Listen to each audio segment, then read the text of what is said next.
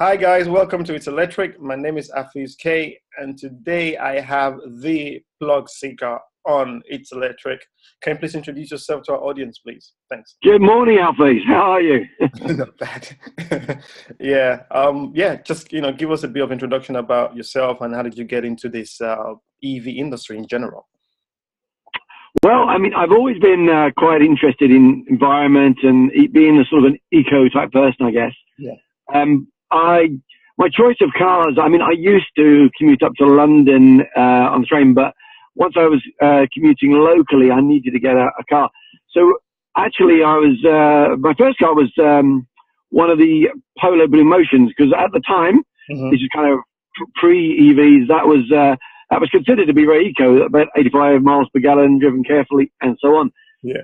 Now, obviously, we know that was not quite the full picture when it came to diesels. But I was heavily influenced by, as a lot of us were, by Rob Llewellyn. I believe you and all of us have had a lot of influence from him. And I don't know if you know, earlier on, he used to do a show, it was called Carpool. Yes, he actually did this quite ahead of some of the others that have come after him. But he used to drive in his Prius and interview a lot of people. And there was a lot of chat about ecology and cars and sustainable transport.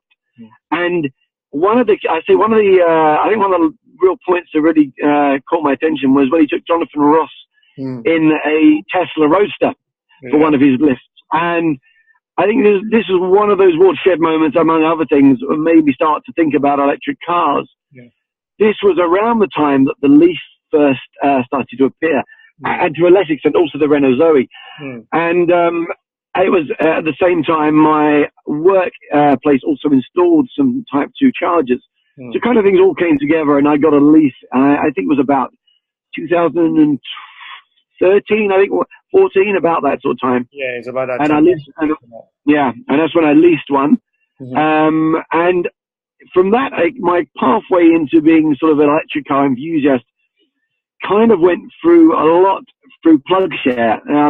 Some of you may be aware of Plugshare as a mapping app which helps electric car drivers find chargers and also rate them and things like that. Yeah. And I looked for a lot of apps, and I found this one to be really kind of ticked all the boxes in being very easy to use and also being a worldwide app. Yeah. So I took it on myself to start updating a lot of it across the whole of the UK, and I basically a bit at a time, I added and updated all the chargers I could find in the UK. It took about 6 months, and that kind of got me in. And at that time, my tag name was the UK Plugseeker, and I just Googled any image I could find that would be nice for a little picture for it. And it was kind of random that I came up with a picture of the Emperor from Star Wars, and it just stuck. It just stuck as my from then on was my tag name. As I kind of went into the Twitter environment, initially I kind of went into Twitter and YouTube viewing, kind of through another EV driver, somebody you may be aware of called Jan Bart Spang, who's he's an Irish Renault Zoe driver. Yeah. And he drives all over Ireland doing videos, which are quite good, well worth looking at. And I used his channel with his permission to grab loads of screenshots to update. My next thing was I updated Plugshare across the whole of Ireland. Wow. And I kind of got then into doing Twitter and YouTube. And that's and it kind of snowballed from there, really. And the sort of the Plugseeker brand sort of developed and come from there. I think it's pretty safe to say that you are now a brand, the Plugseeker. I don't know, but the thing is, I don't even need to know your name. Nobody needs to know your real name. All we know is you're the Plugseeker. A lot of people know my name, but I go by the Plugseeker.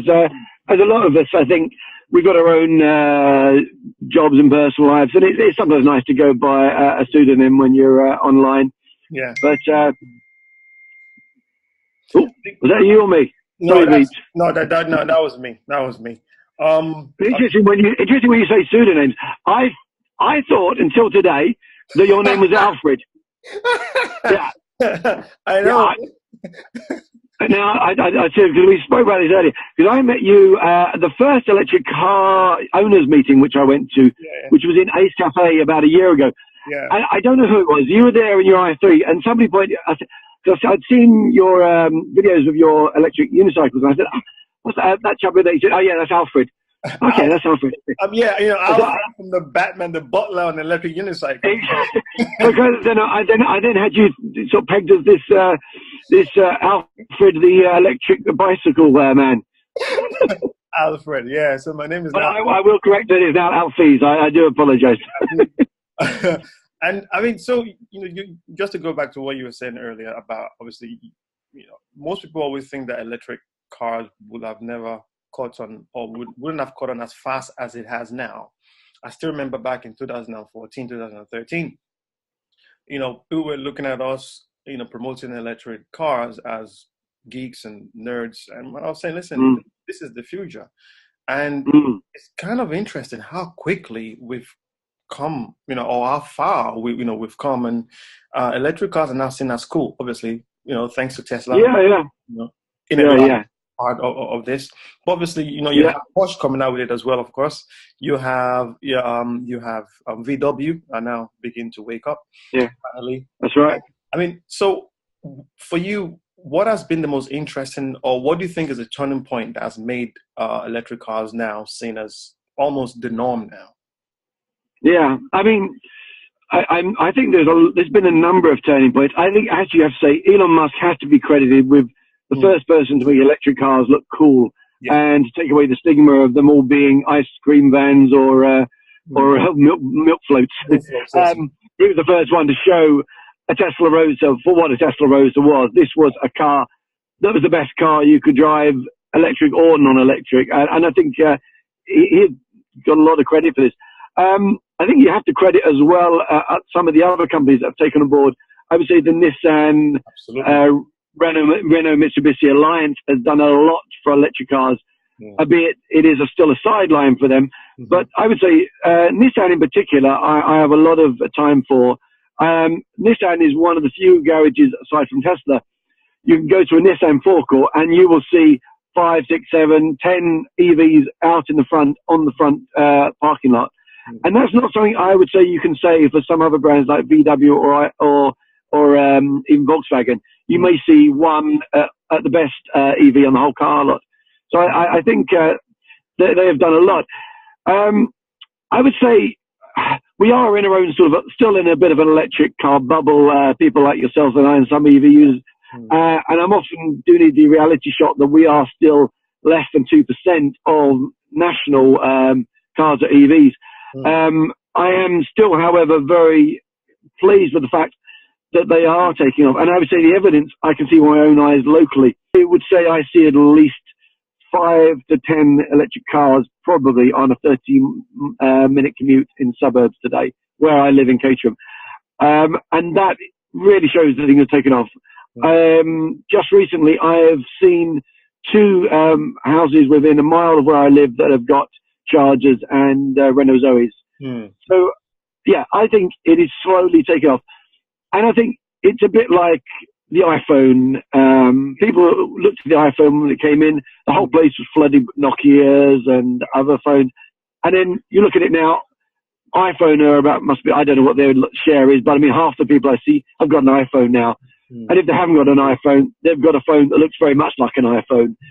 And I think that is what we're going to see with electric cars. It is going to be a snowball effect. At the moment, it is still a small market share, but you're going to see them, I think, expand exponentially over the next. I mean, we keep saying this year is going to be the turning point, but I think it really is starting to become a turning point.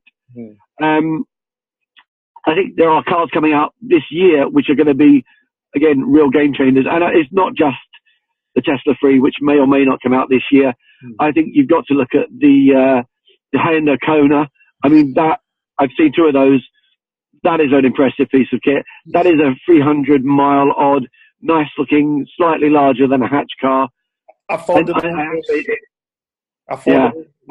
you've also got the Kia EV e-Niro, and I think you've got the VW Neo. A lot of really exciting stuff coming this way. So I'm really enthused, and I think channels like yours and mine, and I think people on Twitter are helping gently move the process on. I think we do a lot in helping dispel some of the myths that are about there.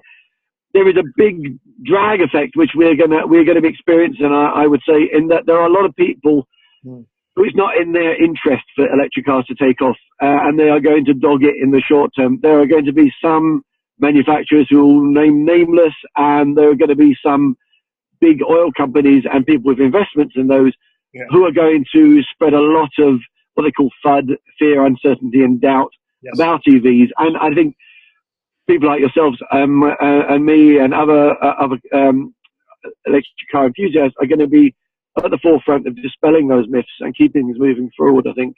That's true. That's true. And, you know, I 100% agree with you. Initially, when I started It's Electric about just over a year ago now, you know, people were well, they didn't really take it seriously. They didn't take the EV movement in general, not just EV, but EV movement seriously. And most of the questions that I get asked is, oh, okay, so don't you think that electric vehicles in general are just as worse, if not even worse, than internal combustion engine cars? And I'm like, what? How?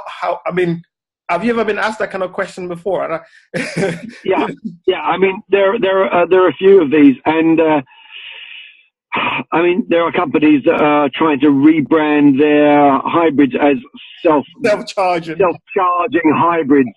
I mean, that really, as you know, really gets my goat and others, because it's just rubbish. We know that those cars cannot go from A to B without petrol in their tank. It can't happen. And when people talk about self-charging hybrids, I would like to point out the only way that they recharge, they're very small batteries, let me put it, the only way they recharge them is by using regenerative braking, which, for a start, all electric cars do anyway. Yeah.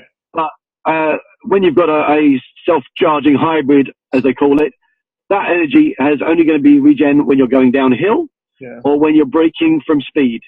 Now, that's fine, but that braking from speed came from speed that was generated using a petrol engine.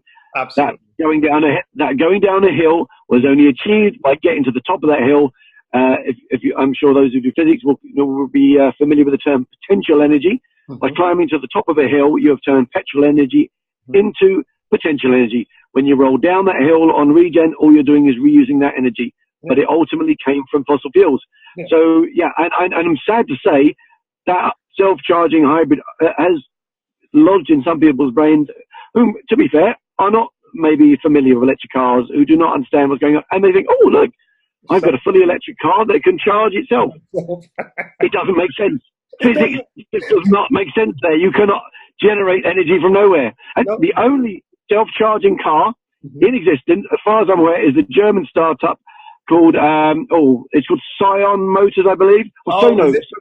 Is it the one with solar panels around it? Yeah. That is a startup in Germany with solar panels all across the entire frame of the car. That can, to a very small extent, self-charge while sitting unused. That is the only self-charging car that exists, as far as I'm aware. So that's my pet rant. Okay. I kind of forgot where we were starting there. You got me onto self-charging cars, which is always a bad idea. No, it's fine. I was just.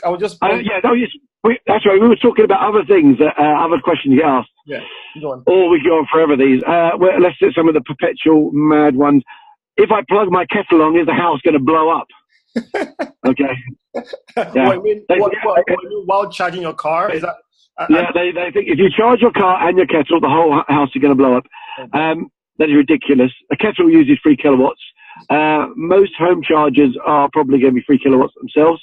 And an important point, obviously, if you get a home charger installed, it should be done by somebody who's qualified to do an installation, and they should be properly approved electricians. And they should always, obviously, most of them, when they do so, they'll have their own circuit for safety. That's fine. But no, it's not going to blow up your house if you charge your car while your kettle is on. I would like to point out that your hairdryer or your washing machine uses quite a lot of electricity as well. And they don't blow up if somebody makes a cup of tea. So that's one. What's some of the others we get? Your battery is not going to last, is it? You're going to have to replace the battery in time. Yeah, I get that too. Again, complete and utter rubbish. I think this partly is picking up on early press. Some of the early Leafs and other cars, we're talking ones from right at the beginning of the EV sort of car revolution, 2010, 12, whatever it was. Some of those, yes. Nowadays, the ones that were from that era may have lost a big degree of their battery capacity. So they may be at 50 to 80%. Okay, that's fine. But the modern ones made in the last few years, I mean, you can look at many channels. People have done great numbers of mileage and done all the wrong things that they say for the battery, like supercharging regularly. Yeah. There's a good example. There's a firm down in, I think it's Cornwall. The name is out of my head at the moment, but I'm sure you can dig up the link. There's CNC taxis down in Cornwall. Yeah. They have got a fleet of electric Leafs, yeah. And they rapid charge forever, and they've got ones that have done 100 to 150,000 miles. I think some of them are still on pretty good battery quality, and I think they've still got 85 to 90%. I mean, they could tell you the figures, but that is another perpetual myth. No, electric cars are not going to need battery replacing in a few years' time. That's extraordinarily rare, and they are under warranty, most of them anyway, for 8 years for Nissan, I think. Yeah, I think again, you can check that. Yeah. And actually, okay, that brings on to another one. There are going to be piles and piles of electric batteries all in landfill sites. Again, that's absolute nonsense. Electric batteries, for a start, are too valuable to dump. Yeah. They will outlast most of the parts of the main car. Yeah. But okay, when they do finally reach the end of their life, whether that's 150, 200, who knows, 1,000 miles, they will still have a reasonable capacity to be used in second generation. So we're talking about using them in rapid charges as a bank store charge, or in homes to help save some of your solar energy. Yeah, or load balancing. Load balancing, exactly. And even if you get right to the very end of their life, if you ask battery chemist Ewan McTurk, he can tell you that it is perfectly possible to recycle many of the components. Yeah, which is different when you look at oil. Yeah. Once you've burnt that petrol, it's gone. It's gone. But lithium can be recovered and eventually can be made into new batteries. So that's another old myth. I mean, you and I batch away these sort of ridiculous myths on a daily basis, I think. I'll tell you one. There's one famous one that I also get as well. Whereas if everybody turns, if everybody start buying electric cars, the grid is going to go down. Yeah, the grid's going to explode. Yeah. I mean, for a start, the National Grid have actually responded to this formally and said they are absolutely confident that they can keep up with electric car adoption, even if it was to be very, very much faster than expected. But let's look at it honestly. At the moment, electric cars are, I mean, let's take the UK. We're about 2% of sales of general cars. Now, obviously, we want that to increase. But let's say, for argument's sake, tomorrow, boom, it was 100% electric car sales. Yeah, I would be quite happy with that. But you've then got a massive legacy of all of the existing petrol and diesel cars, which are going to last for a while. Let's be honest, they won't last as long as electric car probably, but they're going to eventually they're going to have their lifespan finish. So the whole grid, the whole of the landscape is not going to turn to electric cars overnight, even if every car sold from tomorrow is electric. And the grid is going to have time to develop over that time. You're not going to need to build another 10 nuclear power stations. For a start, there are other things that are going to be happening in that time in parallel. Now you've got solar plummeting in price, and I'm seeing solar panels popping up everywhere now. And it's becoming, I think there is getting close to the tipping point where most people will be able to afford it on a sort of on a finance deal or something of that nature, even if they take away the feed-in tariffs, which still do exist to some degree. And you can also be powering your car purely by solar power, so you don't pay a penny. So solar adoption is going to increase. Solar farms and wide wind farms are going to be increasing in that time. And then that's before you even talk about vehicle to grid, vehicle to home. Those are going to, as you say, balance the grid. We keep unnecessary amounts of electric power generation simply to manage the peaks. Now, if you instead have a whole load of electric cars all plugged in with a deal with your with your electric provider to keep it plugged in most of the time. Then instead, you'll be able to use some of those peaks. You can take some of the energy from the electric cars, even if it's just 1% of the car. If that was over a massive population of electric cars, you'd be like a small power station, wouldn't you? Just as a combination. So the whole idea that the grid is going to suddenly explode if people mass adopt, again, is another part of FUD or FUD, fear, uncertainty, and doubt, and it's just not true. But I don't know if you have any other good myths. I mean, there are quite a few floating about, aren't there? Oh yeah, the other one is that the electric cars are worse because of their batteries than fossil fuels. They're actually going to, overall in the lifetime. Ewan McTurk, well worth looking at his channel, which is Plug-in Television. He's had 2 electric podcasts. He has just pulled some of those myths completely apart. I mean, a lot of those are based on unrealistic expectations of the lifespan of an electric car. So I think they don't account for the fact that some of these cars will be going on for another 50 to 100,000 miles of use. They always take the most optimistic viewpoint of the petrol car, forgetting that every gallon of petrol had to be dug up, processed in an extremely energy intensive, well to wheel, exactly. And every single day, every gallon of petrol has to be delivered daily to your forecourt and stored using power as well. So, and every one of those deliveries is a nice big heavy HGV. Yeah, absolutely. And if I may just add as well, the more electric cars we have on the road, the less energy we would need to refine crude oil that then goes, that then obviously becomes petrol. So that saving of energy that we'll have used to refine those oil will just be transferred to just be, by electric cars in general, electric vehicles in general. So I think a lot of people are, sad to say, but people believe almost everything they read, and most of this corporation control the media.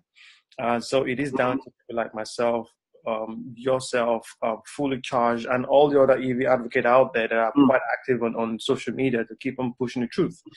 And as I say, one day the truth will set you free, so to speak. Exactly.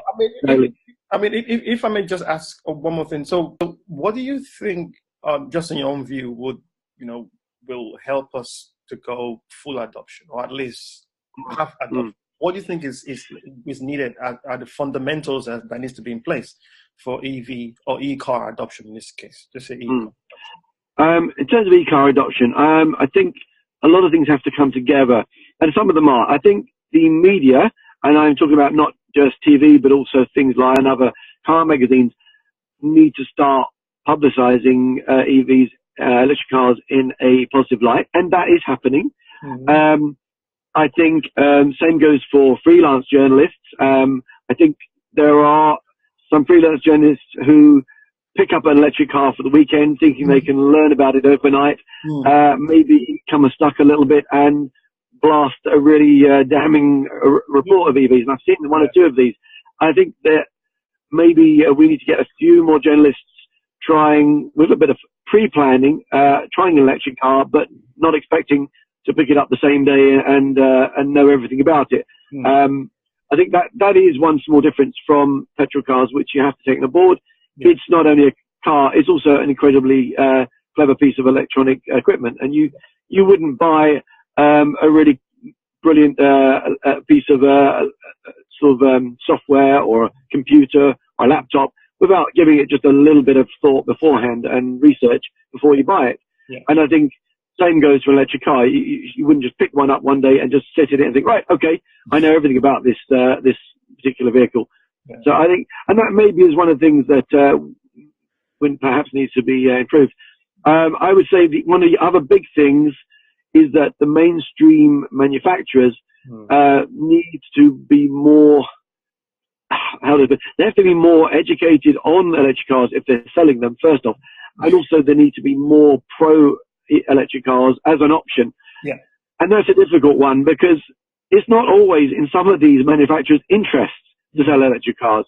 They're not going to have the same price margin on them, and as electric cars do not go wrong half as much as a petrol car, they are not going to make the same amount of money on servicing. And I think that is one of the dichotomies is that it's difficult for manufacturers who are still making petrol and diesel cars. A petrol car has got so many other parts on it. It's got its ignition, it's got its exhaust, it's got its oil system. It's got so many parts on it that can go wrong and need servicing. And servicing makes a lot of money for manufacturers. So I think that is one of the holdups. And I think that is something that hopefully they need to get past and realize that technology is moving on. And I think when manufacturers start actively, one of the problems is I've heard of accounts where people go in, who are knowledgeable electric cars, they go into a dealership and say, oh yeah, that's a really interesting electric car. Can you tell me about them? And they get steered away. Yep, that's not so bad, but they're not so good. Hey, have a look at this really nice diesel. And that is one of the things that needs to change. Okay, I'm not saying they have to be totally blinkered. We are selling EVs first line, but they have to be prepared to say, yeah, an electric car, that's a good option. Here is the honest pros and the honest cons. And to do that, they need to be knowledgeable about them. So you can't have somebody who has only driven petrol cars in a showroom showing someone how to drive an electric car, because they just can't do it. You couldn't do it. I couldn't show somebody how to run a tractor because I've never driven one. You can't sit there and sell an electric car if you haven't driven one, do not know anything about them. Absolutely. So I think education of the manufacturers in their showrooms needs to be done. That's a big thing to help adoption. And obviously, infrastructure is another big point. And again, I would say people moan or use infrastructure as a bat to hit EVs with. But often people come to me and say, oh, how am I going to charge it? I said, okay, have you looked at Plugshare and ZapMap and seen what's in your area? They go, oh, what's that? I said, well, have a look at your postcode. And they said, oh, look, there's one down the road. I didn't know there was one at that. I didn't know that local BP station had a little charger on the side. And you see, that's the thing. So people make these assumptions that because they hear it from fraudsters that say, oh, no, there's no infrastructure in the UK. That's not true. You load up Plugshare now. Anyone watching this, type in your postcode. It's a free app. Type in your postcode, and you may be surprised to find that your local Sainsbury's has one, and so on. So yeah, the infrastructure, but it does need to improve. There is no doubt about that. And when I say improve, it's not that it's there are areas where there are massive numbers of over coverage. So I'm very lucky. Where I am right now, I could drive 10 minutes in any direction, and I could probably reach about 4 rapid chargers of different brands. Wow, so I'm lucky. But you can't have that all over the country. Mid Wales and East Anglia and some other places, there are big gaps. So when you say about adoption, those gaps need to be filled. And companies like, dare I say, Polar, which is the biggest company at the moment, Ecotricity, and some of the other big companies, they need to look at those areas and say, right, I'm going to dot A, B, C in those areas. And so that there is now the ability to drive from one end to the other. And for locals who haven't got home charging, to have an option. And I think those companies, even if those are not going to be the most profitable place to stick a charger, as a public relations and an EV adoption thing, I think they need to step up to the mark and fill in the gaps. If you do that, I think that will make another big difference to adoption. I would say that's an important thing. And then I think you can use Rapids for I'd say Rapids have got 2 purposes. They've got the purpose of people making long trips, but the other purpose is you've got people who don't have off-street parking. And in that case, a rapid charger is a great alternative, and it basically acts like your old-fashioned petrol garage would. So I think, media, I think manufacturers, and I think filling in the gaps in the infrastructure I think those are the big things that will affect adoption in the next few years. Definitely. I cannot really agree anymore. I think for me, infrastructure I used to think infrastructure before when I first started, again because of the fraudsters. I like that name, the fraudsters. Yeah, I can't claim that I invented that. I've heard, somebody else told me that. FUD, fear, uncertainty, doubt, and the fudsters. I think it may have been James and Kate who I heard that one from first, but I'm not sure. Yeah. Fudsters, though, that's what we're going to call them now. Yeah, that's what we're going to call them, because the fraudsters obviously are spreading all this information. And when I started, I thought, oh wow, okay, well, for electric cars to be mass adopted or to be close to being mass adoption, we need proper infrastructure. But don't forget that most of the time there is abundance of places where you can charge your car. Yeah. And most people that actually own cars nowadays, they don't live in cities where the excuse of, oh, wow, I need on-street parking. Most people that actually live in flats, especially in zone 1 and zone 2 or even zone 3 in London, don't have cars. So we actually use a public transportation. But those that live in Caterham, for example, where you live, you guys need cars. And most of the time you've got a house or place to park your car in front, right? So you can then obviously just charge at home. So majority of when I had my i3, majority of my charging was done at home. Yes. So, yeah, actually, that's another big point. People who forget that. Okay, it's not everyone, but there are more often than not, people do have access to off-street parking. In which case, they've got their own petrol station at home. They've got an electric charger that will charge them every day. You leave 100%. Yeah. And then when they say, how long does it take to refuel? Well, actually, it takes me the 10 seconds to plug in my car and walk off. Exactly, go inside. But actually, well, you make a good point, actually. It would not be the best thing over the next 10, 20 years to just replace every single car with an electric car and not make any other changes to sustainable transport. Because all you're going to do, you will have less pollution, you'll have less carbon dioxide. However, you're going to still have the same problems of traffic, congestion, and so on. And I think that electric cars should go in tandem with a good, sustainable transport policy. And that means electric buses, more people are going to be carried per ton of carbon dioxide. Yes. It means, very importantly, I am very keen on electric, on cycle, some segregated cycle highways. Yes. And London is one place we're now doing this. And I think it is not enough to just paint a small border down a main road and say, there you are, that's your cycleway. No, that just is not something which is safe. It does not provide any protection from cars wandering in and out. I think you need segregated curbs that give you a real safe environment to cycle along, separate from the rest of the traffic. And I think London is doing a good job on the whole of that. There's a lot of blue cycle lanes now, which I've seen, and it's amazing. They are full of people. And if every one of those was in the car, that would be double the congestion of that particular street. Well, I think, and that goes with your particular niche, your electric motorcycles and electric personal electric vehicles are great. I think they are another really good thing which can go along. And electric cycles, when we're talking about electric push bikes, in Europe, these are extremely popular. I mean, we are really late to the show on these. And if you saw the Fully Charged show, Robert Llewellyn and his crew went out on electric bicycles. And that was a real eye-opener. I thought those were really impressive. I don't know why we don't see more of them. And I think that is another part of a sustainable transport system, which we're going to see over the next year, I think. Yeah, hopefully. I mean, I'm also trying to push that adoption from the other side as well. Yes, electric cars will always be my so-called first love anyway, because that's how I got into, electrification, transport, electrification in general.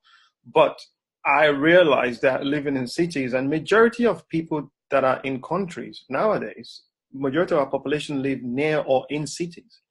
And in that case, most of them probably don't even need a car. But we need to, improve air quality because we have diesel trucks on all our roads, and So one other thing which I think also is very important is the pay-as-you-go electric cars. I did a video on this recently. I was quite impressed with the Blue City cars, which all around London. You just hop in, use it, drop it off. And I think that is just one step away from autonomous cars, which I think are something we're eventually going to see once we get through all the technical and the sort of legal aspects of having a fully autonomous vehicle. Awesome. So, I mean, if I may just one last question. you know, as I told you before you got on the show, I'm a big fan. Obviously, I follow you on Twitter as well, and you also now have you know, a YouTube channel. So, what does the future hold for you, the Plugseeker? What's your next aspiration to keep on improving or bringing more awareness to EV in general? Yeah. Yeah, well, thank you very much for your kind words. I follow your channel as well, by the way. Yeah, I went into YouTube after being using Twitter quite a lot, and I was kind of inspired to do so by people like Rob Llewellyn and James and Kate and EV Opinion and people like that who do some really good channels. And I thought, well, I had to think of an angle that was useful. And one of the things that I found was that when I first started, one of the problems was when I went up to a rapid charger, was how the heck do I use this? And every one of them was slightly different. So my first sort of few episodes particularly were looking at a step-by-step kind of idiot's guide on how to use different types of rapids. And on the side of that, also demonstrating using electric car on everyday things like commuting, going on driving holidays, that sort of thing, just to show that for an everyday guy, it's perfectly feasible. And I mean, we've been on family trips, so with one or two charging stops on the way. And I'm sure you would agree that you don't go on such a journey with the wife sitting next to you and the kids in the back, unless you're pretty confident you can do it.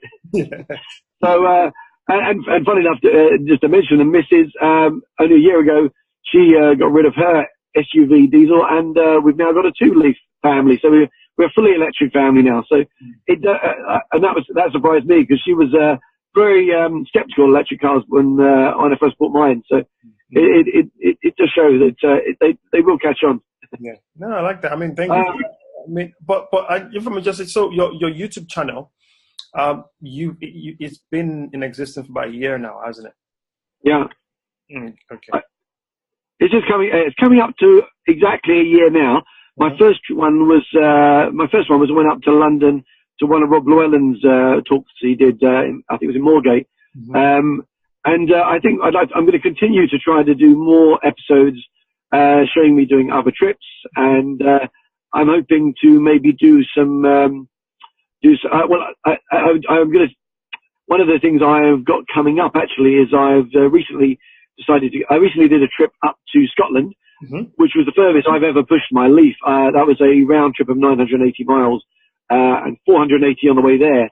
So that was my first long distance trip, so that's one of the things I'm going to be hopefully doing in the very near future. There should be those episodes coming up in the next few weeks. Awesome. But I'd like to continue to do that, and I'm also going to maybe branch out, and it'd be nice to do some reviews of some other electric cars, because I'm mainly used to driving my Leaf. But as many other YouTubers have done videos using other cars and getting a feel for how those work, I'd be interested to compare and contrast with some other electric cars. So if there's anyone out there who are have got other electric cars that they fancy loaning me for the weekend or for a day, do get in touch with me on Twitter. I'd be very interested in trying them out. But Tesla. Yeah, Tesla. Model X. That'd be nice. Oh, and also, go on. I'm sorry. I was just going to add to it that if also I would not be I mean, I would love to come and meet you in Caterham as well. Maybe you can review other forms of electric. Oh, you know, like that would be. You know, I for a long while I've wanted to have a go on those electric motorcycles. So that's definitely something we'll have to try out. There's a lot of space around here. I've got a Kenley Aerodrome is 2 minutes walk from my front door, and that's a nice big stretch of a circular runway where you can go around and around on bikes and things. So yeah, we got we'll definitely have to do that. That'll be fun. I'll have to be very well padded up for that. If you've ever seen me ice skating, you'll know I'm not the most coordinated of them. Yeah, I mean, apart from electric unicycles, maybe you can also review scooters as well. I mean, there's quite a lot. Yeah, those are really good. Unfortunately, I missed Craig's from Renault. I missed Craig from the Renault Owner Club when he did his EVs in the park. They were all going around on electric scooters there. That looks great fun. I do. I mean, well, actually, one thing I might ask you about this, because you're more knowledgeable, is one of the issues I think that hasn't necessarily been addressed fully with these alternative electric personal transport devices is where the law stands on these, because they are not classified in the same category as motorbikes, I understand it, but equally not classified in the category of push bikes. And what is their legal status as a road user in terms of insurance and culpability and things like that? Good question. I mean, just to, this is something that we here in London have been trying to organize and speak to the law enforcement guys here. Frankly speaking, there is a law that was probably invented, I think it was 1835, when people were still using horses and carriage, that basically prohibits the use of this sort of vehicles on the road, but they cannot also be used on pavement as well. So strictly speaking, that's a problem. Yeah, so strictly speaking, they're not legal. However, because the law has been there for quite some time, and innovation has obviously been improving, and innovation has actually gone past what the law can govern.